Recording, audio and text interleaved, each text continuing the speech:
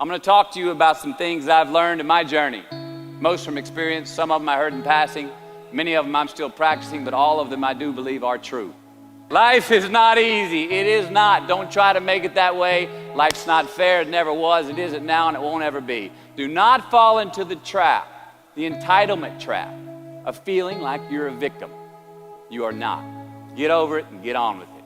So the question that we got to ask ourselves is, what success is to us? What success is to you? Is it more money? That's fine. I got nothing against money. Maybe it's a healthy family. Maybe it's a happy marriage. Maybe it's to help others, to be famous, to be spiritually sound, to leave the world a little bit better place than you found it. Continue to ask yourself that question. Now, your answer may change over time, and that's fine. But do yourself this favor. Whatever your answer is, don't choose anything that will jeopardize your soul.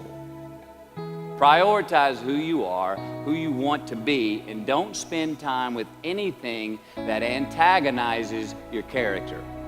Be brave, take the hill, but first answer that question, what's my hill? So first, we have to define success for ourselves. And then we have to put in the work to maintain it. Take that daily tally. Tend our garden. Keep the things that are important to us in good shape. Where you are not is as important as where you are. It is just as important where we are not as it is where we are. Look, the first step that leads to our identity in life is usually not, I know who I am. I know who I am. That's not the first step. The first step's usually, I know who I am not.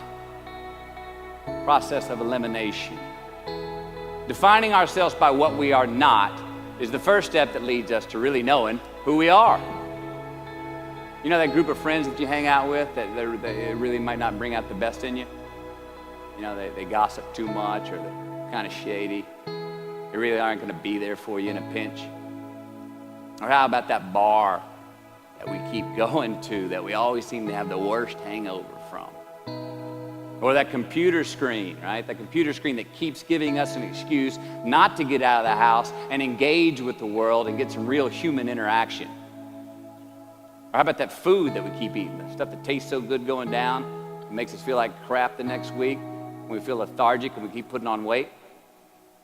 Well, those people, those places, those things, stop giving them your time and energy. Just don't go there. I mean, put them down.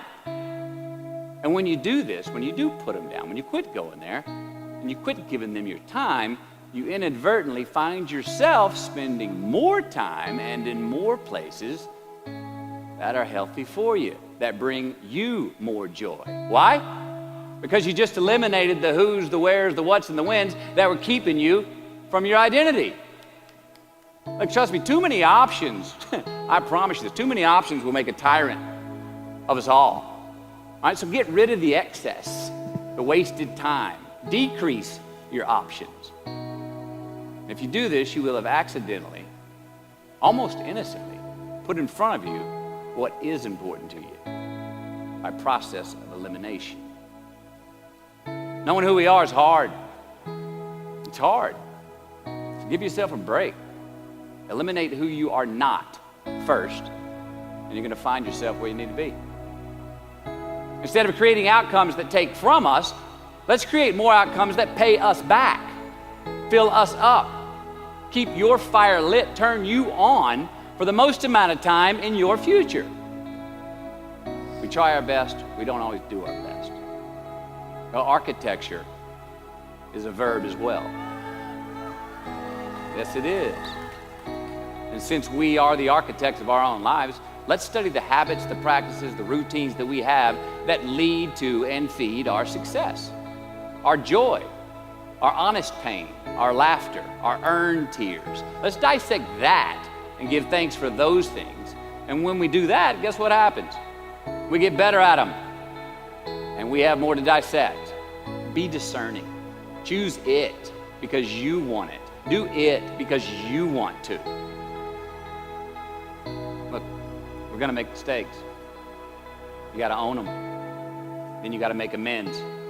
And then you got to move on. Guilt and regret kills many a man before their time. to turn the page, get off the ride. You are the author of the book of your life.